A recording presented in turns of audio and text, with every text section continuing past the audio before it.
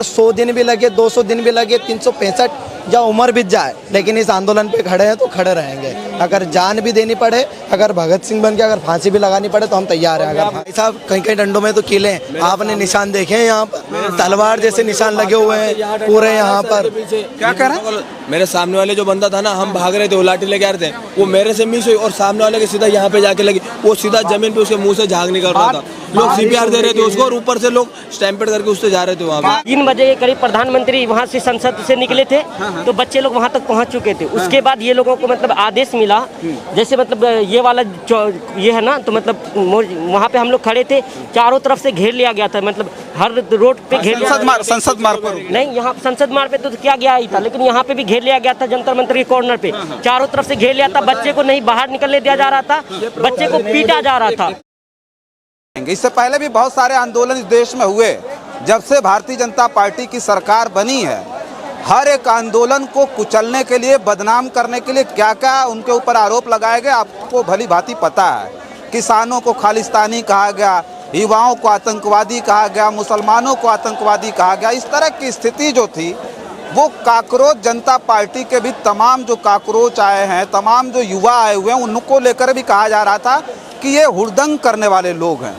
लेकिन इन युवाओं ने दिखाया, 20 तारीख की जो घटना हुई इस देश में, वो शर्मनाक थी। लेकिन सबसे बड़ी बात ये थी कि इस देश के पढ़े लिखे युवाओं ने बताया भी कि वो संविधान के दायरे में रह करके किस तरह से इस देश में अपने आप को संवैधानिक होने का परिचय दे रहा है। सोचिए कि पुलिस एक तरफ बेरहमी से युवाओं के ऊपर लाठी बरसा रही थी।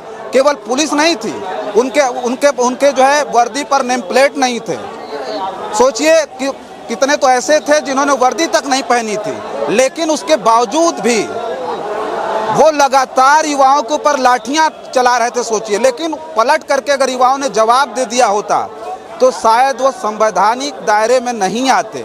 लेकिन उन्होंने सबसे बड़ा परिचय दिया कि उन्होंने पलट करके पुलिस वालों को नहीं मारा। वो तमाम जो सिविलियन थे, सोचिए, जो सिविल ड्रेस में लाठियां चला रहे थे, वो कहीं से पुलिस वाले नहीं दिख रहे थे। साफ तौर पर पूरे देश का जो विपक्ष है वो आरोप लगा रहा है कि वो आरएसएस के गुंडे थे, बीजेपी के गुंडे थे, जो युवाओं को मार रहे थे, बेरहमी से पीट रहे थे, पत्थर चला रहे थे। लेकिन युवाओं ने पलट करके उन्हें कोई भी जवाब नहीं दिया। सोचिए आप, ये अपने आप में कितनी बड़ी बात थी। आज ये जंतर मंतर पर ये जो आंदोलन आज भी खड़ा है 20 तारीख के बाद भी, तो उसी का जीता जागता उदाहरण भी है। अगर युवाओं ने पलट करके जवाब दिया होता तो साफ तौर पर लोग ये भी कह रहे हैं कि भारतीय जनता पार्टी की और सरकार की मंशा यही थी कि इनको बेरहमी से पीटो। ये युवा हैं आज के, वो पलट करके जवाब देंगे और वहीं इनको बदनाम करके यहाँ से हटा दिया जाएगा। तो अब तमाम लोग हैं भाई, बहुत दूर दूर से लोग भी आए हुए हैं। कहाँ से आए भैया आप? सर मैं प्रयागराज से आया हूँ। प्रयागराज से आए। कब से आए हैं? मैं 20 को आया था। अच्छा। और फिर मैं कल चला गया था, परसों 20 की रात को, फिर आज सुबह आया हूँ मैं। वो 20 तारीख को जो लाठी चल रही थी, चूंकि हम नहीं आ पाए थे, हमारी तबीयत खराब थी, तो वो लाठियाँ जो चल रही थी उसको आपने देखा अपने आप? सर लाठी चार्ज का भी ये प्रोटोकॉल होता है, एक रूल होता है, शरीर के नीचे मारना, ठीक है। मगर पुलिस कर्मियों ने सीधे माथा में, मतलब सर पे मारा है, बॉडी पे मारा है, पैर उन्होंने देखा ही नहीं।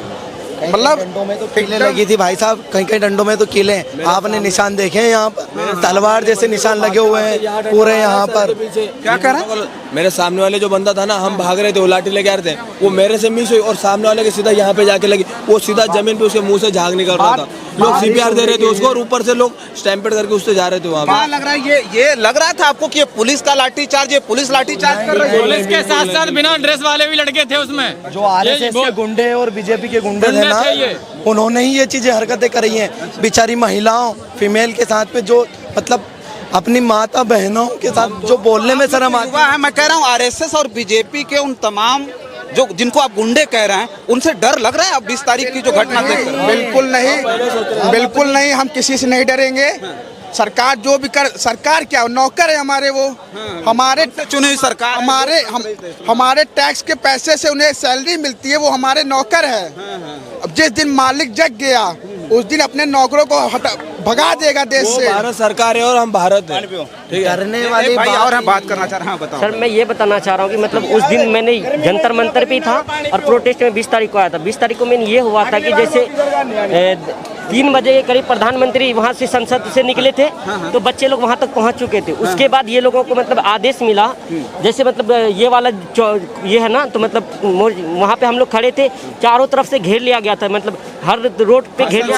संसद मार्ग पर नहीं, यहाँ संसद मार्ग पे तो क्या गया ही था, लेकिन यहाँ पे भी घेर लिया गया था, जंतर मंतर के कॉर्नर पे चारों तरफ से घेर लिया था। बच्चे को नहीं बाहर निकलने दिया जा रहा था, बच्चे को पीटा जा रहा था बेरहमी से, मतलब बच्चे बंद करके मारा। हाँ, बच्चे लोग अगर भागना चाह रहे थे, रास्ते को चारों तरफ से ब्लॉक कर लिया था। जैसे मान लो कोई बच्चे डर गए, वो मेट्रो में घुसना चाह रहे, कहीं घुसना चाह रहे, सारा रास्ता बंद कर दिया था।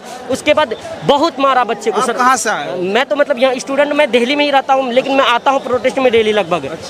लेकिन उस दिन का मैंने जो देखा, मैं उज्जैन से हूँ, मैं उज्जैन मध्य प्रदेश से आया हूँ। लेकिन आप डरने वाली बात बोल रहे हैं, हम तो अपनी जान देने तक के लिए तैयार है। अगर हमारी जान भी लग, उस दिन का जो है वो आप लोगों का जो जोश था, जो आप लोगों की ताकत थी, जो साहस था, वो देखने के बाद पूरा देश कह रहा है कि नहीं, अब युवा हटने वाले नहीं है। नहीं, बिल्कुल हटने वाले नहीं है। इसमें आज 32वां दिन है।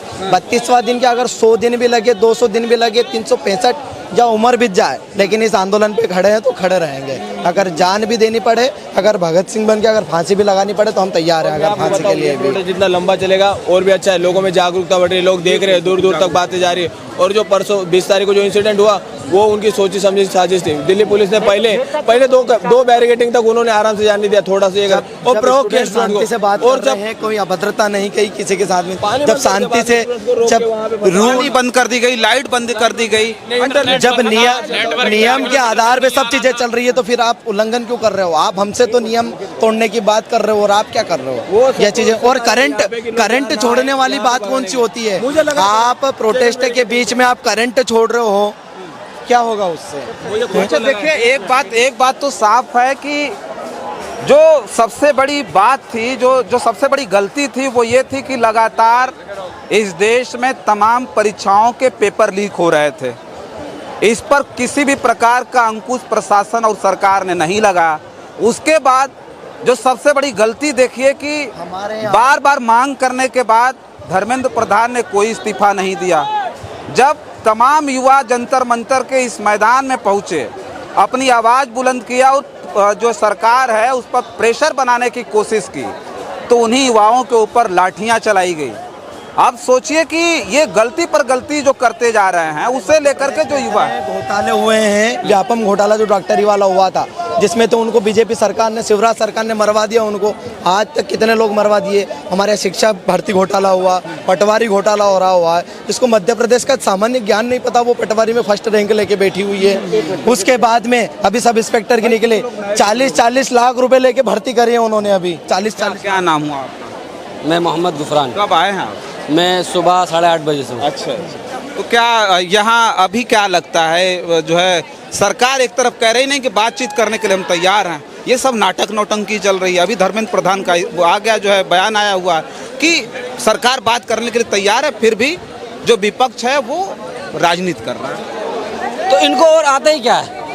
इनको भाई भाई को लड़वाना आता है, हिंदू मुस्लिम आती है, और क्या आता है इन लोगों को? और कुछ नहीं आता। अगर आता तो ये पेपर लीक नहीं होता। ये 20-22 लाख बच्चों ने जो पेपर दिया है, दिन रात जो मेहनत की है, और लोगों ने जिनके लोगों के पेरेंट्स ने लोन लिया है, क्या लिया? लोन लिए हैं, लोगों से कर्जा मांगा है, और उन्होंने रात को बैठकर दिन रात भूखे प्यासे डिप्रेशन में लोग चले गए।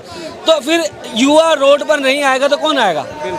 हम जो खड़े हैं सब यहाँ पर, सुबह लोग जाने कहाँ से आ रहे हैं। मैं खुद जो है, मैं लोन लेकर आया हूँ। क्यों आया हूँ? ताकि मैं युवाओं के साथ खड़ा रहूँ, है कि नहीं? मांगने के लिए अब इस सरकार ने हम सबको क्या कर दिया? एक भिखारी बना दिया, गुलाम बना दिया।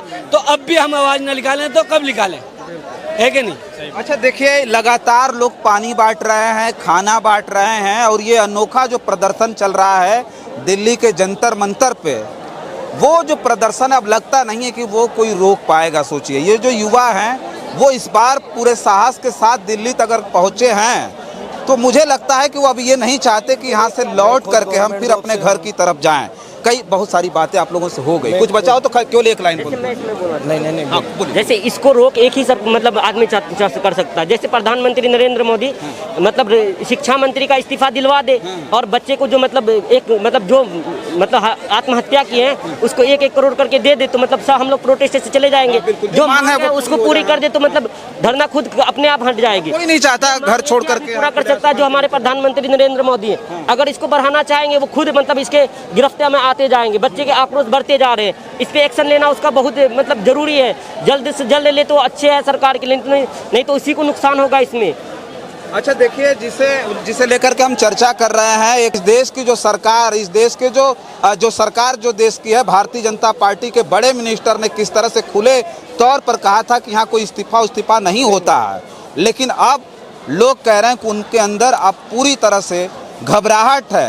अब वो सोच रहे हैं कि किस तरह से इन युवाओं की आवाज़ को दबाई जाए। मैं देख रहा हूं कि जो पुलिस वाले लाठियां बेरहमी से चलाए थे, आज उन्हीं पुलिस वालों को ट्रोल किया जा रहा है। ये युवा उन्हें देखना नहीं चाहते, उन्हें हाथ नहीं लगा रहे हैं, उन्हें धक्का नहीं दे रहे हैं, उनके साथ धक्का मुक्की नहीं कर रहे हैं, लेकिन ये बताने की कोशिश कर रहे हैं कि हम भी किसी के बेटे थे जिनके ऊपर तुमने लाठियाँ मारी, तुम्हारे भी बेटे होंगे। ये जो परेशानी केवल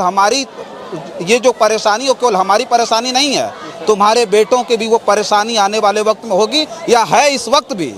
लेकिन जिस तरह की हरकत जंतर मंतर पर दिल्ली पुलिस ने की, जो फोर्स लगी थी जिसने की, उसके बाद पूरे देश में इस बात के लिए जरूर कौतूहल का विषय है कि आने वाले समय में ये सरकार कुछ भी कर सकती है, युवाओं के दमन के लिए, गरीबों के दमन के लिए, किसानों के दमन के लिए। फिलहाल इस वीडियो में इतना ही, बहुत सारी खबरें लेकर के आपके बीच में हाजिर होंगे। बने रहें जन आदर्श भारत के साथ और हमें दें इजाज़त। नमस्कार।